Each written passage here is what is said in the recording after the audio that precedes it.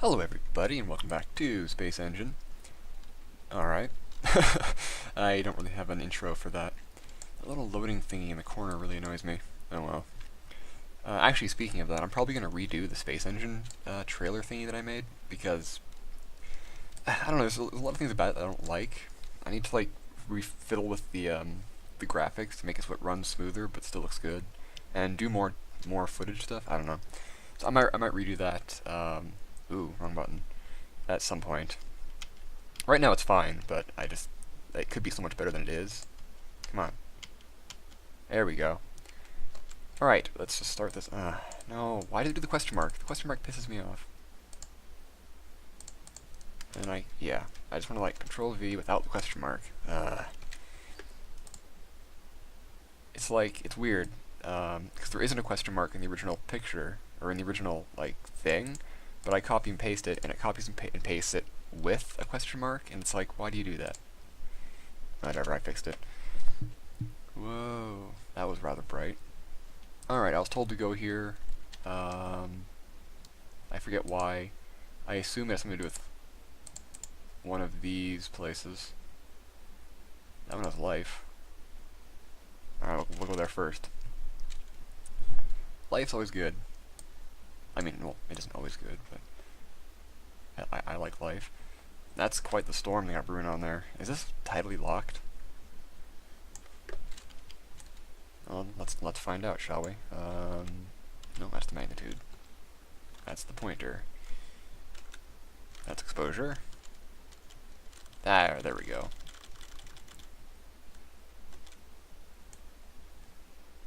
Yeah, it is tidally locked. How about that? Boop. Well, alright, let's check out the information that went on here. Abiogenic. Lovely. Atmospheric. It is mostly carbon dioxide, bit of O2, nitrogen, water, sulfur dioxide. Wow. That's pretty standard. Like, the carbon dioxide, oxygen, nitrogen, water vapor, I see in a lot of these. And even the sulfur dioxide I see a lot. And then all of these, which I always get the names wrong, but you know what they are. Minus the argon. Oh, and the ammonia. I know ammonia now. I know ammonia like the back of my hand. But, yeah, excellent. Now, let's check out this ringed planet, because I'm interested in this ringed planet. Because I like ringed planets. They're nice. Earth may have had a ring way back in the day, before our moon formed. But it didn't last very long. And it was probably mostly rocky material, not like ice and dust, like, or ices and stuff, like Saturn's rings. Yeah. Got to love it. Alright, where to next? This one person is giving me 3 options. I can probably go to all 3, actually. You know, there's nothing telling me I can't. You can go away. Right then. That one works. Alright, we'll go there. Thwump. Excellent. It is very lovely. Where are we? It's very diffuse here. I have no idea. Right then, information. What went on here? This one's mostly oxygen, nitrogen, carbon dioxide, and sulfur dioxide, and water. See, I told you, these ones are so common. It's insane. However, argon, helium, nitrogen, or neon. This isn't a very complex atmosphere. That's interesting, actually. That is actually very interesting. And let's check out this river delta. And by that, we're going to actually check out the river itself. Can I slow this down? Ah, that's very lovely. It's very serene. My goodness. I'm actually tired. I've been out shoveling snow, like, the last couple days. I have a lot of it now. It was kind of funny. We've gone, like, the last, like, 2 months with no snow, and all of a sudden we've gotten all the snow. Which is good. I didn't want it to be another, like, dry winter. You know, because all of that, it was very dry last year. And we didn't have much in the ways of, like, storms this summer. It was very disappointing. Mostly because actually I had plans, but I couldn't do them anyways because I didn't have the balloon done.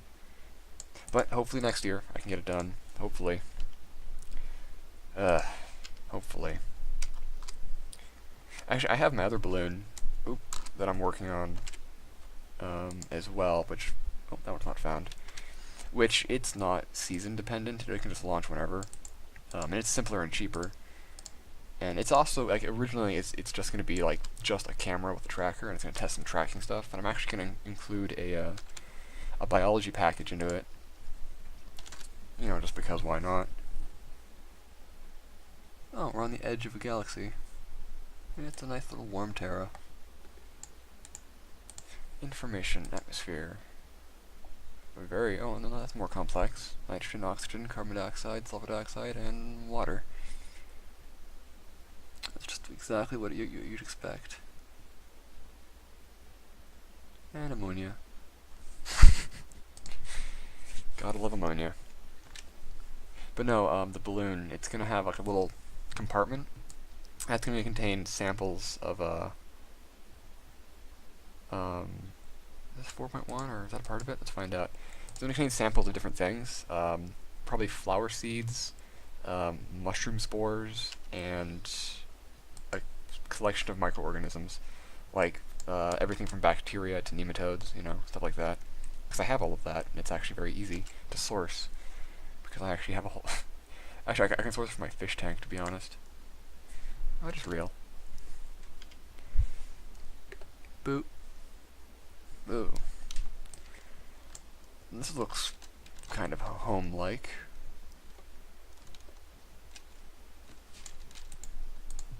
What's your information? That's a very primitive atmosphere. It's very simple. Carbon dioxide, oxygen, sulfur dioxide, and argon. It's kind of cold, but not terribly cold. Just -3. Hell, it's colder outside now than it is there. Interesting. I like that. Yeah, no, and the biology package. It's basically like it's gonna have a little a little container. And it'll have a like a microbe filter to keep things from getting in or out. But basically, it's just gonna go up and it's gonna be open to the. Like, it's gonna have a channel leading through a filter into the compartment. That's gonna let it be exposed to the near vacuum of, like, well, maybe not near vacuum, but like the incredibly tenuous atmosphere of the stratosphere. And it's also very cold too. And it'll just kind of, you know, when it comes back, we'll see what all survived, what didn't. I'm pretty sure the flower seeds will, and even the mushroom spores probably will too. I'm more interested in, like, the nematodes and how they'll fare, because you just never know. It'll be interesting, and even the bacteria, because, like, they're basically going to be, like, freeze-dried. They're going to have the moisture, like, pulled out of them, and they're going to be frozen, so it'll be interesting to see what survives and what works. And I'll have a control group down here. It'll be great. And that also won't cost me anything, because, well, I can source everything right now, and it's lightweight and easy. So all I need now is to get the balloon done, and I'll be good to go. But it's really hard to crowdsource. I don't blame people. Like, I guess that's everything. I don't blame people for not donating, because, like, I haven't done anything. Oh, there's a planet here. I didn't notice. Because I haven't done anything. I haven't finished anything yet, so, like, there's no reason for people to donate or to go along with it, because, yeah, I don't know, I haven't done anything yet. But once I get my first balloon, or just any project done, then I'll actually have something to show for it, then it probably will work better. But for right now, I don't blame people, so. Woo. Parallax. But, who knows? I'm excited about it. I love biology, it's fun. I love paleontology and geology. I love dinosaurs. Who doesn't love dinosaurs? I mean, seriously. Right then. Ooh, let's go there. Why? I don't know. Why not? It's an ice world with rings. That's a nice change of pace. It's very dark. Well, I guess. Yeah, they're pretty dark rings on the one side. It's probably made of dust. Actually, where are we in the solar system? Pretty far back. They're probably they could be ice as well, actually. It's probably out in the frost line. What are you? Frozen Titan? Ooh, oh look at that. There's an eclipse going on here. From you. Let's watch this. Nope, wrong button. I'm really terrible. I've been playing this for like, what, 4 years now? You think I'd learn. That's pretty cool. But it gives me an idea. You may know what I'm thinking. So we're gonna do this.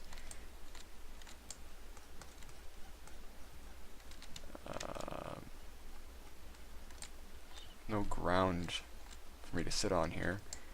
But there is ocean. Oh, it's so spooky. Oh, look at that. You can see it. Yeah, I can see the shadow coming over the horizon. Now we're going to speed this up just a little bit. And as it... boom. Eclipses. Oh, that's spooky. That is spooky. I love it. Speed up some more. And here comes the end of the eclipse. Fwing. Well, that was fun. I mean, it was for me. Wow, it's quite the eclipse. Then again, that's quite the moon. It's a substantial moon. Or it's just close, I suppose. Interesting. What to do now? What to do now? NASA revealed their finalists for their next mission profile, like mission things. And I was hoping that one of the Titan missions and a Venus mission would make the cut. And I'm half there, because the ones that made the cut are there we go, a comet sample return. Actually, did the same comet that the Rosetta mission visited, or the Titan quadcopter mission, which I'm totally on board for. And I really hope that one gets it, because that one is just... I've been really gunning for the Titan quadcopter or the Titan submarine. One of those, because they're just so good. But I also feel pretty bad for the planetary scientists who study Venus, because they keep trying and they keep getting their missions like shot down, and it's very unfortunate.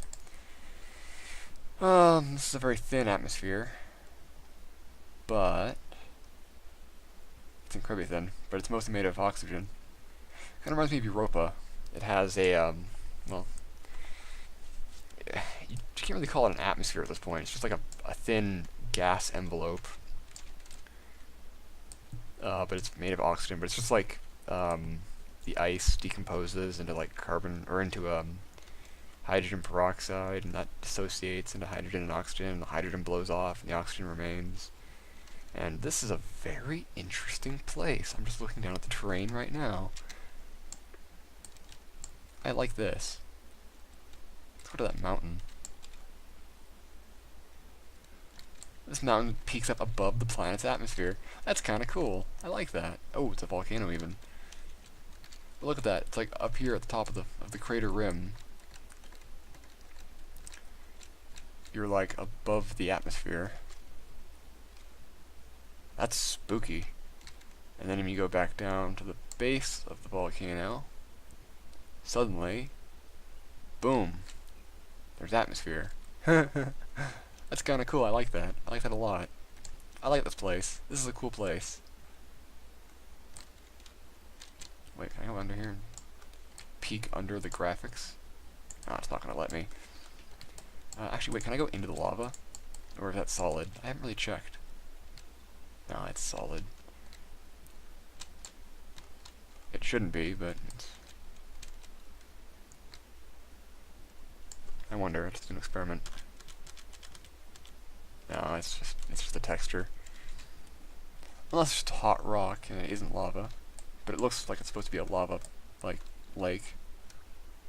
I don't care. Either way, this is a really cool place. I like this. Another one, yeah, just volcanoes. And there's one over here.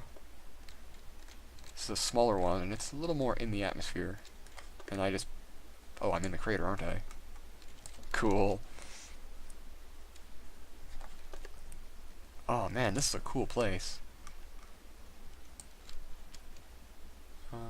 What else we got going on here? There's another volcano. Boop. Alright.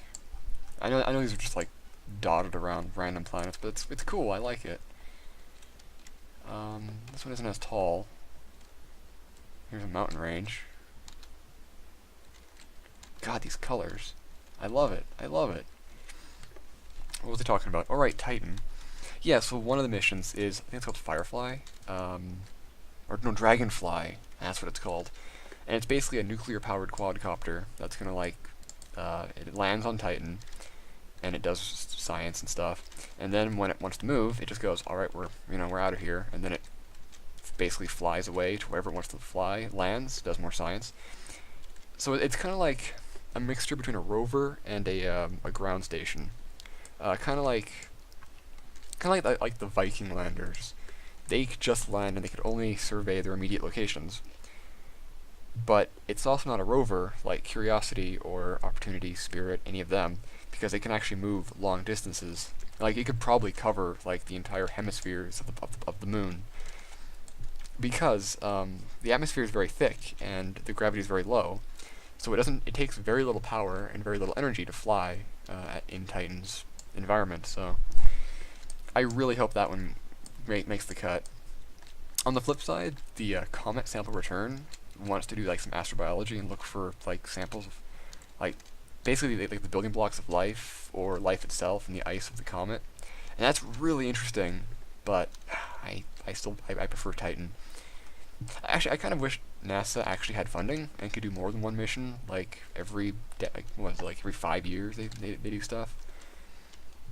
Because like seriously, it'd be really great if they could support multiple missions all at once. And I mean like building new ones, not just like the old ones that they work on. But 2020, they're gonna open up calls for, I think,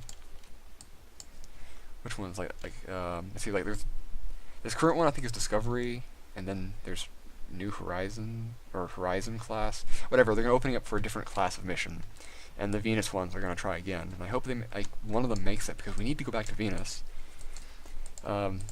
This one person made a comment on Twitter where it's like, the last time we sent something to Venus, the data was recorded on tapes, and then the tapes was transmitted back to Earth and recorded on other tapes, and then those tapes had to be physically handed around like via mail to different institutes that wanted the data.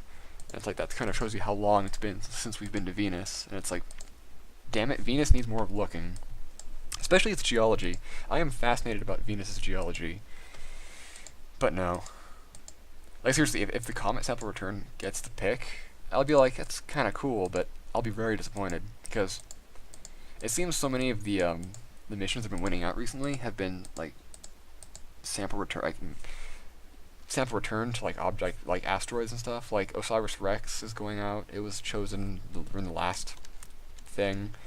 Japan has Hayabusa 2 currently going out to an asteroid, which was a succession to Hayabusa 1, which already came back from an asteroid. But it's like, I don't know, I'm all for sample returns, but we need to do other things too. There's places that we know far less about that need more attention, like Venus and Titan, and even Enceladus. And like, come on. Some people were talking about how Enceladus also lost and they want to go to Enceladus. It's like, I agree, Enceladus needs attention too, but honestly, Titan, that's where it's at for me. Actually, we know more about the habitability of Enceladus than we do Europa, and yet people always talk about Europa. It's weird. Alright, this is a very complicated atmosphere. How about that? Mostly carbon dioxide, oxygen, sulfur dioxide. Ooh, hydrogen sulfide. Is there any water here? Oh, there's the water. It's very small, but yeah, there's the four I always look for: carbon dioxide, oxygen, sulfur dioxide, nitrogen, and water. That's actually 5, not 4. Whatever. I'm not seeing any nitrogen. Oh, there's nitrogen. And then ammonia. And carbon monoxide. Interesting. Argon. And then the acetylene groups, but you know. Carrying on. Also, I saw something about NASA's planning a mission to Alpha Centauri by 2060 something, and I'm like, that's kind of clickbaity, but alright, I'll read it. And it's nebulous enough that it just could be real. I don't know. I didn't really look into it much because I was tired and I just wanted to go to sleep at the time. But I don't know. It'd be kind of cool. I was actually researching, speaking of that, oh, I saw that. I was actually researching black body photon drives, where basically it's a type of, it's kind of like a blend between a fuelless drive and a reactionless drive, in that it uses reaction mass, but it also doesn't use fuel, or it kind of uses fuel. It's kind of weird. Basically, what it does is it uses photon pressure as reaction mass to push your spacecraft up. One variant of a photon drive is a light sail, which everyone, I should hope, here knows about. But this one, where it's like you take the decay of something, like an isotope of uranium or plutonium or whatever the hell you want, and you decay it rapidly and convert as much of it as you can into photons, which are then reflected by a black body reflector in like a kind of a conical shape, which reflects and it attenuates them into one direction, and goes out the back. And basically, you use photon, like black body photon pressure to generate thrust.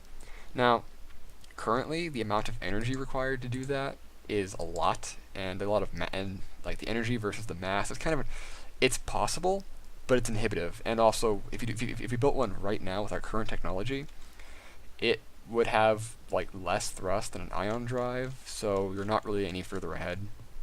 But theoretically, if you could get one really going, the maximum speed of these is just under the speed of light, so they'd be great for interstellar missions if you could actually like produce more thrust. So, alright, nitrogen, carbon monoxide, argon, neon, and krypton. This is a delightfully primitive atmosphere.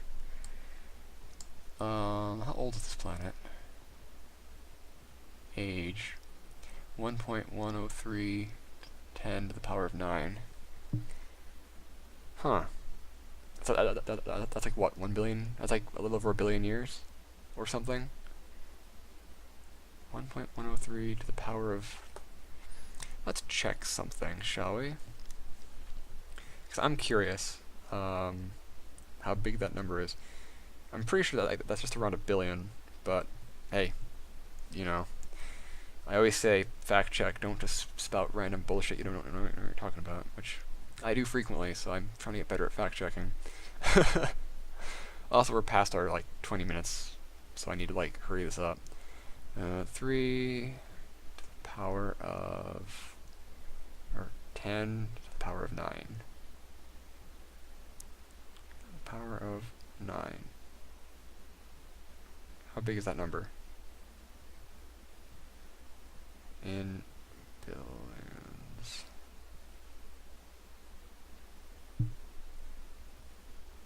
Yeah, that's a little over a billion years. Boom, I was right. Oh, math. I'm not good at math either. I try. Again, so much what I do is just like I kind of just fumble through things.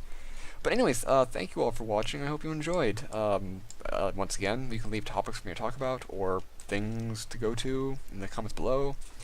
Yeah, hope you enjoyed, and space.